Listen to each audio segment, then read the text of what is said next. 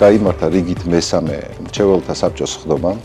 ბიზნესთან ვიხილავთ ყველა საკითხს თუ რა აქვს დაგეგმილი საქართველოს სახელმწიფო ელექტროსისტემას, მათ შორის ბიუჯეტის ხარჯითი ნაწილი, ასევე განსახორციელებელი ადგილობრივი თუ საერთაშორისო პროექტები. დღეს განსაკუთრებით ყურადღება გამახვილდა საერთაშორისო პროექტებზე, მათი დასრულების ვადებზე. ძალიან ხანგრძლივი მოლაპარაკებები ჰქონდა საერთაშორისო კონტრაქტორებთან, დაუზოგეთ რამდენიმე ათეული მილიონი ლარი 2-3 წლის წინ დასრულებულ ტენდერებში. ბიზნესს დეტალური ანგარიში ჩავაბარეთ შავი ზღვის კაბელთან მიმდინარე საკითხებზე. ეს პროექტი იქნება ძალიან დიდი სტიმული ქართული ენერგოსისტემისთვის და საერთოდ ამ მიმართულების ბიზნესისთვის. ეს მოტივაციას აუმაღლებს ბიზნესმენებს, რომ შექმნან რაც შეიძლება მეტი გენერაციის ობიექტი.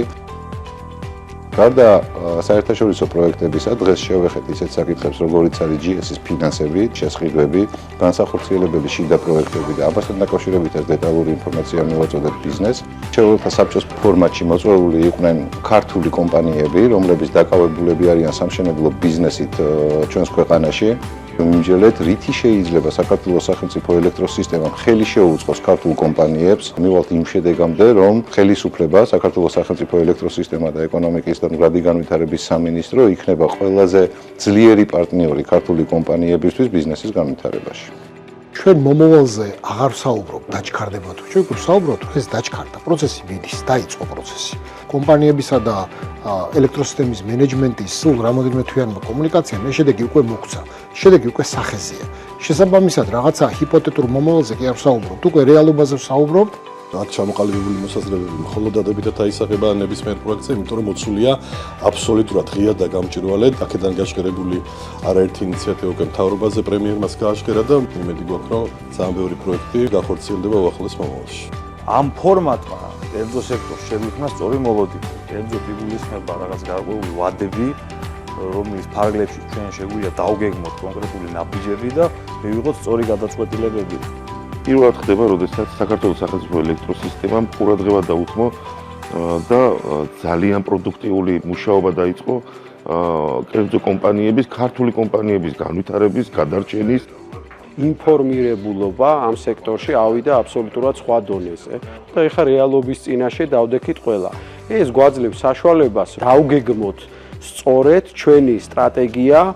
მიმდინარეობს საკმაოდ ღირებული დისკუსიები საბჭოს წევრებს შორის GS-ის გუნდთან ერთად თუ როგორ უნდა მოხდეს უფრო ეფექტურად ქსელის დაგეგმვა, პროექტების ინტეგრაცია ქსელში. საბჭოს არსებობა მნიშვნელოვანია, რადგან კერძო სექტორსა და გადაწყვეტილების მიღების შორის ხდება აზრების გაცვლა, თუ რა არის პრობლემები დღეს არსებული დარგში და რა გამოწვევები არსებობს, ამაზე მსჯელობა საფუძველი არის ახლო მომავალში უკეთესად საქმის შესრულების.